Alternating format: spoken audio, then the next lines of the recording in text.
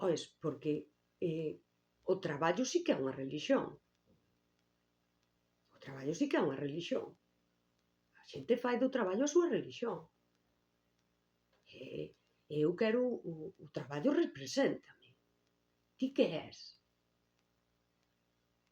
Pois eu son enxeñeira. Pois eu son enfermeira. Eu son mestra. Eu son persoal de limpeza. Uf, o peor. Non o peor. Non, porque existen frases freitas nas que non vale nin para fregar. Ou vou aínda que sexa fregar, que é unha cousa que é como xusto antes de prostituirme, vou probar a ver se sobrevivo fregando. Non? Porque o traballo represéntate. Claro, eu ao mellor no meu traballo sí que me representa no sentido de hai unha renuncia. Tampouco eu sei se me vou dedicar toda a vida a isto, pero hai unha renuncia. Representa ao mellor como ser humano, pero claro, eu teño que explicalo. Hai unha renuncia a facer outros traballos que eu non quero. Eu non quero funcionar na vida contra min mesma. E o traballo si é unha relixión. Onde ti vas ali religiosamente e cumples. Eu que traballei, por exemplo, que seleccionas persoal para a compañía, formas persoal. Houbo incluso unha evolución na linguaxe que a min, por exemplo, chámame moitísimo a atención que cada vez ves menos nas ofertas e a hora de formar o persoal falarlle a orientación ao cliente. Orientación ao cliente. Cada vez hai menos iso. Cada vez pídese menos a orientación ao cliente, porque xa non se require. Porque o cliente xa dá igual, por exemplo. E úsase moitísimo agora en traballo dicir persoa proactiva. É unha palabra proactiva. E logo ti ves, cando estás nunha compañía que o que lle chaman proactividade, e che din, é que ti tens que ser proactiva. Quere dicir, ti tens que ser capaz de autoescravizarte. E chamanlle proactiva para que ti o fagas motivada, non? Porque ti non és unha escrava, és unha persoa proactiva. Que fai todo aquilo que lle mandan, exactamente como lle mandan, sen protestar, e traballa por isto de que antes sería a orientación ao cliente, sería orientación a como se di isto? A obxectivos, é dicir, aí ten unha maneira de dicilo, non? Ou seja, que sexas ambiciosa, e daquela ti vas ser proactiva, e vas traballar por eses obxectivos, vas te autoescravizar e vas a dedicar as horas que fagan falta. Non son horas extras, é proactividade.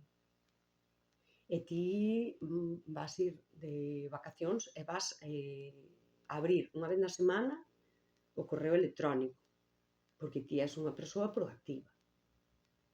E sintes as cores, non? O sea, porque no traballo, como boa religión, hai unha pertenza. Eu teño que sentir as cores da miña empresa ou da miña compañía.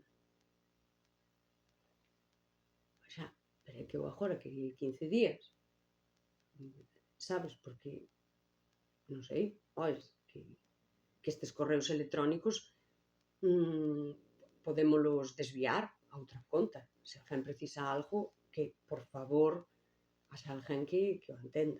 Pero como vai atender se a outra persoa tamén é moi proactiva, está hasta aquí. E a min, bueno, cousas que eu fun pensando ao largo do tempo que xa está, eu non quero isto. De que che sirve ser así? Para estar a justo punto, xa está. Porque o dicir para que che sirve, para que che sirve a ti ser tan meticulosa en canto á tua ética de vida, todo iso sigue sendo unha forma de apego, non? e sigue sendo productividade, é dicir, todo o que ti fajas ten que ser cuantificable case. E que eu sendo así, que conseguín, pois mira, eu sendo así conseguín pasar de ser unha executiva a ser persoal de limpeza, é dicir, a ser unha señora da limpeza. Que digas ti, en serio, daquela non conseguiches nada, non? Porque claro, ti, o que ti ganas en benestar persoal, en sentirte ben contigo, isto non é algo cuantificable. Isto é unha ganancia cualitativa. E isto non se ve. Isto é que eu non podo explicarlle a ninguén como eu me sinto e a satisfacción que eu sinto despois de moita insatisfacción. Porque ti estás no mundo e ti sabes que o desexable sería todo iso e non deixas de escoitar, pois ti és unha persoa moi preparada, moi válida, moi... xa, sabes? Que pasa? Teño que demostrarlle eu a alguén iso? Parece que sí. E daquela, como eu non podo dicir, mira, eu ganei todo isto, porque eu só podo dicir, mira, eu ganei en paz mental, en estar contenta de vivir así. E haberá quen non entenda, que dirán, pois a señora está a tola, porque ela podería facer cousas da hostia e así, e decide estar aí, de señora da limpeza, e tentando aos seus, Dios mío, 40 e tantos anos, encontrar un camiño que parece que en vez dunha evolución é unha involución, non? Que como di, bueno, vou a ver como podo fracasar. Porque a evolución persoal é algo do que se fala moito e no que se traballa pouco. Eu fixen. Estou moi orgullosa. E todos os días loito comigo por dicir, isto é para ti, porque aquí non vai haber recoñecemento, porque nadie che vai aplaudir, nadie che vai dicir, que ben o fixeches, non? Pero eu a veces tamén me pregunto se todo o mundo fixese o que eu fago, non?